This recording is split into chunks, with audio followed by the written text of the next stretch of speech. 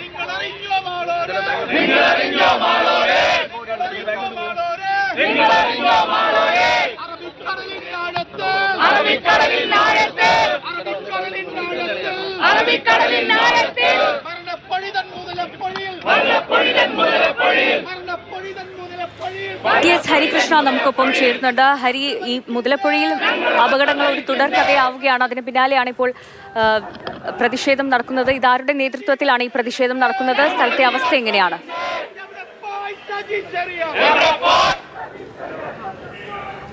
മുതലപ്പുഴയിലെ പ്രശ്നങ്ങൾ ഇന്നും ഇന്നലെയും ഒന്നും തുടങ്ങിയതല്ല. ഇതിനു മുമ്പും അപകടങ്ങൾ ഉണ്ടായിട്ടും ഇതുവരെ സർക്കാരിന്റെ ഭാഗത്തുനിന്ന് കൃത്യമായ ഒരു നടപടി ഉണ്ടാകാത്തതിലാണ് മത്സ്യത്തൊഴിലാളികളുടെ പ്രതിഷേധം.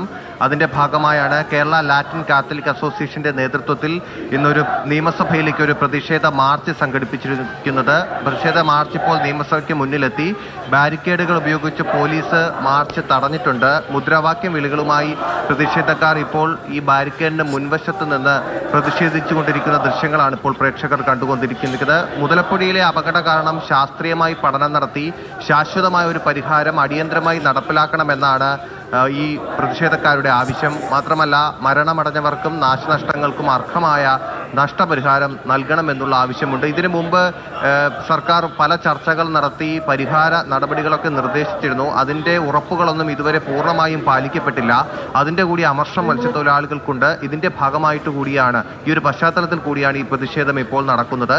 ഇന്ന് രാവിലെ നമുക്കറിയാം മുതലപ്പുഴയിലൂടെ അപകടമുണ്ടായിരുന്നു. ഒരാൾക്ക് ജീവൻ നഷ്ടപ്പെട്ട ഒരു സാഹചര്യമുണ്ട്. അപ്പോൾ അതിന് പിന്നാലെയാണ് ഈ പ്രതിഷേധം കൂടി നടക്കുന്നത്. മറന്നുപോകുന്ന സാഹചര്യത്തിൽ സംസ്ഥാന സമിതിയും രൂപതാ സമിതിയും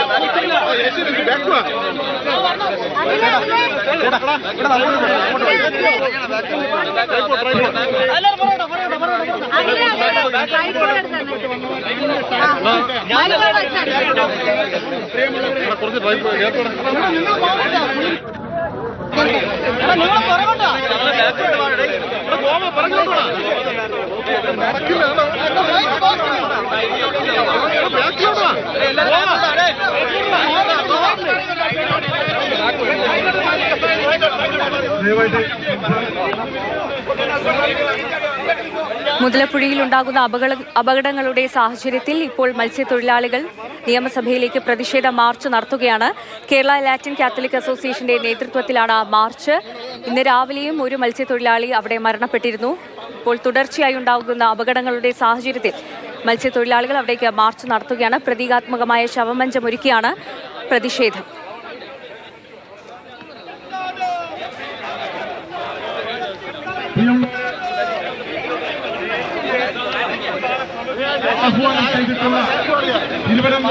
ഹരികൃഷ്ണ നമുക്കൊപ്പം ചേരുന്നുണ്ട്. ഹരി, ഇവരുടെ ആവശ്യങ്ങൾ എന്തൊക്കെയാണ്? നിലവിലെ സാഹചര്യം എങ്ങനെയാണ്? ഇന്ന് നടക്കുകയാണ്. നിങ്ങൾക്കറിയാം, മുതലപ്പുഴയിൽ 76 പേരോളം പ്രതിഷേധം തുടരുകയാണ്. ഇവർ പ്രധാനമായും മുന്നോട്ട് വയ്ക്കുന്ന ആവശ്യങ്ങളെന്ന് പറയുന്നത് ഇതിനു മുമ്പും അപകടങ്ങൾ ഉണ്ടായിട്ടുണ്ട്, പക്ഷെ അതിനൊന്നും ഈ ശാശ്വതമായ ഒരു പരിഹാരം മുതലപ്പുഴയിൽ ഇതുവരെ ഉണ്ടായിട്ടില്ല. മരണപ്പൊഴിയായി മുതലപ്പുഴി എന്ന മുദ്രാവാക്യമാണ് പ്രതിഷേധക്കാർ ഉയർത്തി വന്നത്. മാത്രമല്ല, മുതലപ്പുഴയിലെ ഈ അപകട കാരണം ശാസ്ത്രീയമായ ഒരു പഠനം നടത്തണം, അതിനുശേഷം ശാശ്വതമായ ഒരു പരിഹാരം അടിയന്തരമായി നടപ്പിലാക്കണം എന്നുള്ളതാണ് പ്രതിഷേധക്കാരുടെ ആവശ്യം. ഒപ്പം ഈ മരണമടഞ്ഞവർക്കും ഈ നാശനഷ്ടങ്ങളൊക്കെ ഇതിനു മുമ്പ് ഉണ്ടായിട്ടുണ്ട്, അവർക്കൊക്കെ അർഹമായ നഷ്ടപരിഹാരം നൽകണമെന്നുള്ള ആവശ്യം കൂടി മത്സ്യത്തൊഴിലാളികൾ മുന്നോട്ട് വയ്ക്കുന്നുണ്ട്. മാത്രമല്ല, നമുക്കറിയാം ഇതിനു മുമ്പൊക്കെ മുതലപ്പുഴയിൽ ഓരോ പ്രശ്നങ്ങളുണ്ടായി ഈ സമരങ്ങളൊക്കെ നടന്ന സമയത്ത് സർക്കാർ കുറെ ചർച്ചകളൊക്കെ നടത്തിയിരുന്നു, ചില ഉറപ്പുകളൊക്കെ നൽകിയിരുന്നു. പക്ഷെ ആ ഉറപ്പുകളൊന്നും കൃത്യമായി ഇതുവരെ പാലിക്കപ്പെട്ടിട്ടില്ല എന്നുള്ളത് പ്രതിഷേധക്കാരെ സംബന്ധിച്ചിടത്തോളം വലിയ ആശങ്ക ഉളവാക്കുന്നു. അപ്പോൾ അതുകൊണ്ട് തന്നെ അത്തരം സാഹചര്യം നിലനിൽക്കുമ്പോൾ ആ കാര്യങ്ങൾ നൽകിയ ഉറപ്പൊക്കെ കൃത്യമായി പാലിക്കണം എന്നുള്ള ഒരു ആവശ്യം കൂടി പ്രതിഷേധക്കാർ മുന്നോട്ട് വയ്ക്കുന്നുണ്ട്. പ്രതിഷേധ സമരം ഇപ്പോൾ നിയമസഭയ്ക്ക് മുന്നിൽ ബാരിക്കേഡുകൾ ഉപയോഗിച്ച് സമാധാനപരമായ രീതിയിലാണ് പ്രതിഷേധം മുന്നോട്ട് പോകുന്നത്. ഇപ്പോൾ ഓരോ സഭാ നേതാക്കളടക്കമുള്ളവർ ഇനി സംസാരിക്കാൻ പോകുന്നതേ ഉള്ളൂ. പ്രിയങ്കരായിട്ടുള്ള പ്രസിഡന്റ് ശ്രീ പാട്രിക് മൈക്കിൾ അവരുടെ ആദരപൂർവ്വം ക്ഷണിക്കുകയാണ്. ഒന്ന് അഡ്ജസ്റ്റ് ചെയ്ത് കയറ്റി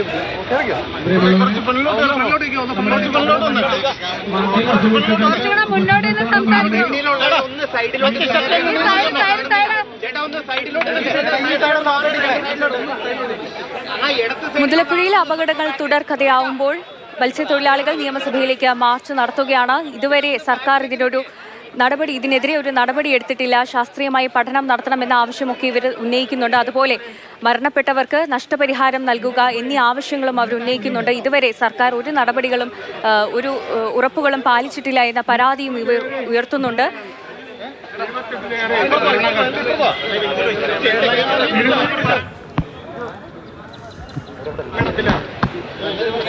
ഇതിനോടനുബന്ധിച്ച് യാനങ്ങളും ഇതുമായി ബന്ധപ്പെട്ട വലകളും ഒക്കെ നഷ്ടമാക്കി. തുടരെ മരണം തുടർക്കഥയാകുമ്പോഴും ഇത് സർക്കാരിന്റെ ശ്രദ്ധയിൽ പലതവണ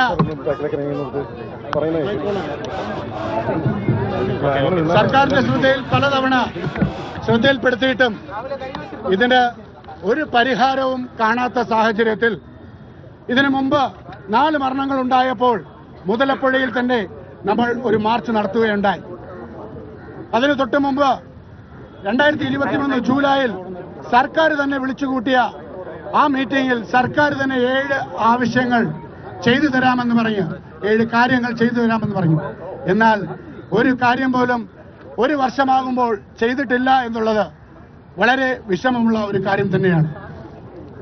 മത്സ്യത്തൊഴിലാളികൾ മരിക്കുമ്പോൾ എന്തേ ഈ സർക്കാരിന് കണ്ണില്ലേ? ഈ സർക്കാർ മത്സ്യത്തൊഴിലാളികളെ ഒരു മനുഷ്യനായി കാണുന്നില്ലേ? അപ്പോൾ മത്സ്യത്തൊഴിലാളികളുടെ ജീവന് പുല്ലുവില കൽപ്പിക്കുകയാണോ ചെയ്യുന്നത്? ഇത്തരത്തിൽ സംശയങ്ങൾ ഒരുപാട് ബാക്കി വെക്കുകയാണ്. പ്രിയമുള്ളവരെ, ഇന്ന് വെളുപ്പിന് 1:30 വിക്ടർ എന്ന് പറഞ്ഞ ഞങ്ങളുടെ 5 തെങ്ങ് സ്വദേശി മാമ്പള്ളിയിൽ താമസക്കാരനായ വിക്ടർ മരണമടഞ്ഞു.